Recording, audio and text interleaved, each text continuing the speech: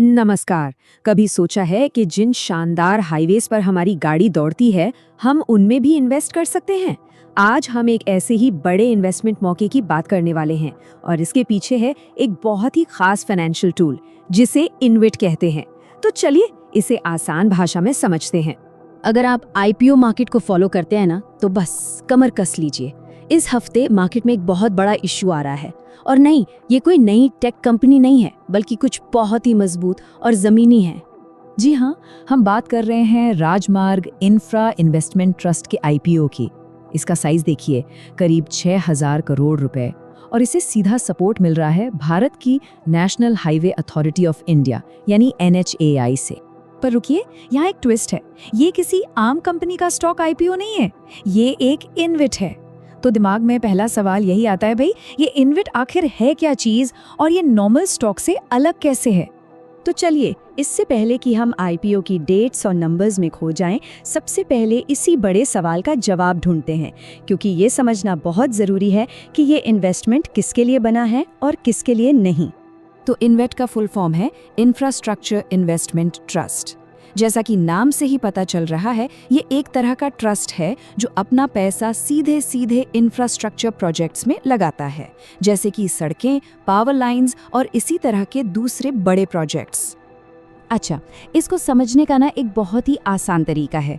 रीट्स के बारे में सुना है? रीट्स यानी रियल एस्टेट इन्वेस्टमेंट ट्रस्ट्स।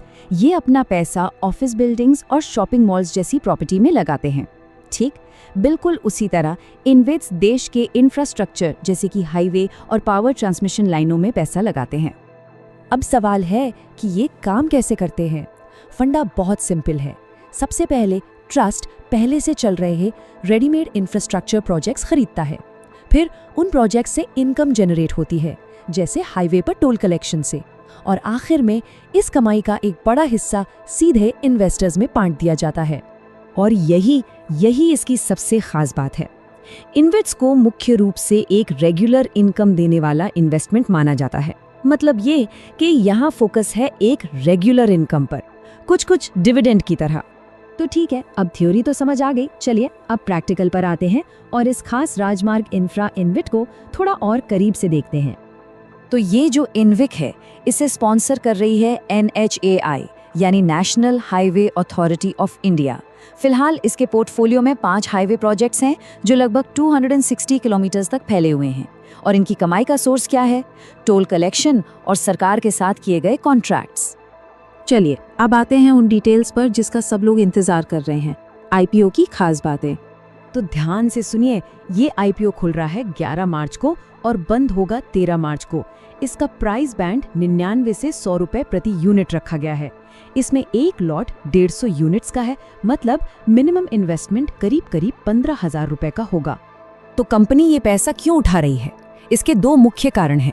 एक तो अपने ऊपर जो कर्ज है उसे कम करना, और दूसरा भविष्य में और नए हाईवे प्रोजेक्ट्स खरीदना ताकि कमाई और भी बढ़ सके। अब वो सवाल जो हर आईपीओ इन्वेस्टर के दिमाग में होता है, GMP यानी ग्रे मार्केट प्रीमियम का क्या सीन है? देखिए, शुरुआती खबरें यही बता रही हैं कि इसका GMP कुछ खास मजबूत नहीं है। इसका मतलब ये हो सकता है कि लिस्टिंग पर शायद कोई बहुत बड़ा उछाल देखने को न मिले। पर हाँ, ये भी याद रखना जरूरी है कि GMP कोई पत्थर की लकीर नहीं होता। तो जैसा कि हर इन्वेस्टमेंट के साथ होता है, इसके भी 2 पहलू हैं। कुछ अच्छी बातें हैं तो कुछ रिस्क भी हैं। चलिए एक एक करके दोनों को समझते हैं ताकि फैसला लेना आसान हो। तो सबसे पहले प्लस पॉइंट्स। सबसे बड़ी ताकत सरकारी बैकिंग। NHAI का नाम जुड़ा है जो इसे बहुत मजबूत बनाता है। दूसरा, हाईवे ऐसे एसेट्स हैं जिनसे लंबे समय तक एक स्टेबल इनकम आने की उम्मीद होती है। इसका मतलब है इन्वेस्टर्स के लिए एक रेगुलर कैश फ्लो। और हाँ, ये टेक स्टॉक्स की तरह रोज के बाजार के उतार चढ़ाव से भी काफी हद तक बचा रहता है। अब सिक्के का दूसरा पहलू भी देख लेते हैं, यानी रिस्क्स। जैसा कि GMP से हिंट मिल रहा है, लिस्टिंग गेन की उम्मीद थोड़ी कम है। हाईवे की इनकम सीधे ट्रैफिक पर डिपेंड करती है, जिसमें कभी कभार कमी आ सकती है। एक और बहुत जरूरी बात, इंटरेस्ट रेट्स का असर। सोचिए, अगर कल को बैंक FD पर ही जबरदस्त इंटरेस्ट मिलने लगे तो लोगों को इन्वेट शायद उतना आकर्षक ना लगे।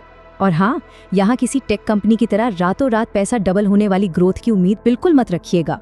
तो इन सब बातों के बाद सबसे बड़ा सवाल, कि आखिर इसमें पैसा लगाना किसे चाहिए, क्या ये आपके लिए सही है? देखो, इसका जवाब सीधा सा है और आपके इन्वेस्टमेंट गोल पर डिपेंड करता है। अगर कोई लंबी अवधि के लिए एक स्टेबल इनकम का सोर्स चाहता है, कम रिस्क लेना चाहता है और देश के इंफ्रास्ट्रक्चर ग्रोथ का हिस्सा बनना चाहता है, तो उसके लिए ये आईपीओ एक बहुत अच्छा ऑप्शन हो सकता है। लेकिन अगर कोई सिर्फ लिस्टिंग वाले दिन तुरंत प्रॉफिट कमाने या हाई ग्रोथ स्टॉक की तलाश में है, तो शायद ये उनके लिए सही चॉइस नहीं है। तो अब सारी जानकारी आपके सामने है। क्या ये लॉन्ग टर्म स्टेबल इनकम वाला रास्ता आपके पोर्टफोलियो के लिए सही है? सोचिए, अपनी रणनीति बनाइए और फिर एक सही फैसला लीजिए।